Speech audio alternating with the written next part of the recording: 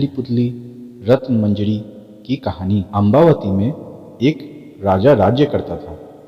वह बड़ा दानी था। उसी राज्य में धर्मसेन नाम का एक और बड़ा राजा हुआ। उसकी 4 रानियां थीं। एक थी ब्राह्मण, दूसरी क्षत्रिय, तीसरी वैश्य और चौथी शूद्र। ब्राह्मणी से एक पुत्र हुआ जिसका नाम ब्राह्मणीत रखा गया। छत्राणी से 3 बेटे हुए। एक का नाम शंख, दूसरे का नाम विक्रमादित्य, तीसरे का भर्तृहरि रखा गया।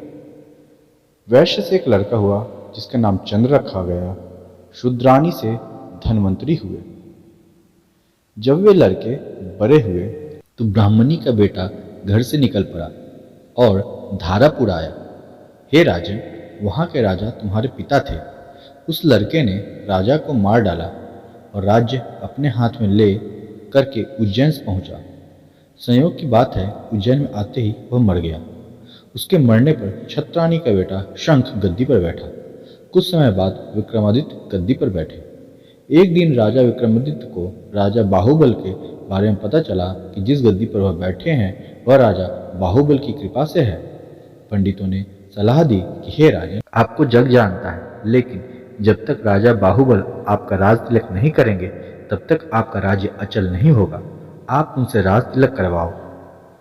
विक्रमादित्य ने कहा, अच्छा। और वह अपने ज्ञानी और विश्वसनीय साथी लूतवरण को साथ लेकर वहां गए। बाहुबल ने बड़े आदर से उनका स्वागत किया। 5 दिन बीत गए।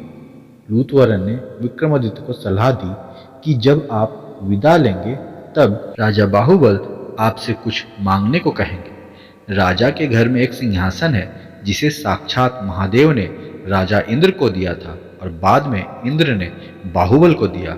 उस सिंहासन में यह गुण है कि जो उस पर बैठेगा वह 7 द्वीप नवखंड पृथ्वी पर राज करेगा। उसमें बहुत से जवाहरात जड़े हैं। उसमें सांचे में ढलकर 32 पुतलियां लगाई गई हैं। हे राजन, तुम उसी सिंहासन को मांग लेना।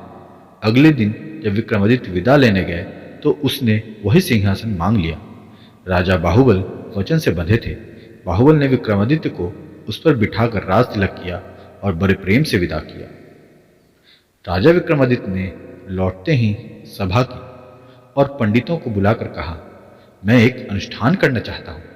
आप देखकर बताएं कि मैं इसके योग्य हूं या नहीं। पंडितों ने कहा, आपका प्रताप तीनों लोकों में छाया हुआ है। आपका कोई बैरी नहीं है। जो करना हो कीजिए। अपने खानदान के सब लोगों को बुलाइए।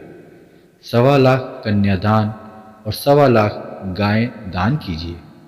ब्राह्मणों को धन दीजिए। जमींदारों का 1 साल का लगान माफ कर दीजिए। इतना कहकर पुतली रत्न मंजरी बोली, हे राजन, आपने अगर कभी ऐसा दान किया है तो सिंहासन पर अवश्य बैठें। पुतली की बात सुनकर राजा भोज निराश हो गए।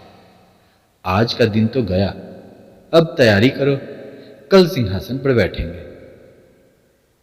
तो ये थी सिंहासन पत्ती की पहली कहानी, जिसमें कि पहली पुतली रत्न मंजरी ने राजा विक्रमादित्य के बारे में एक कथा राजा भोज को सुनाई। अगली कथा हम दूसरी पुतली की सुनेंगे अगले एपिसोड में।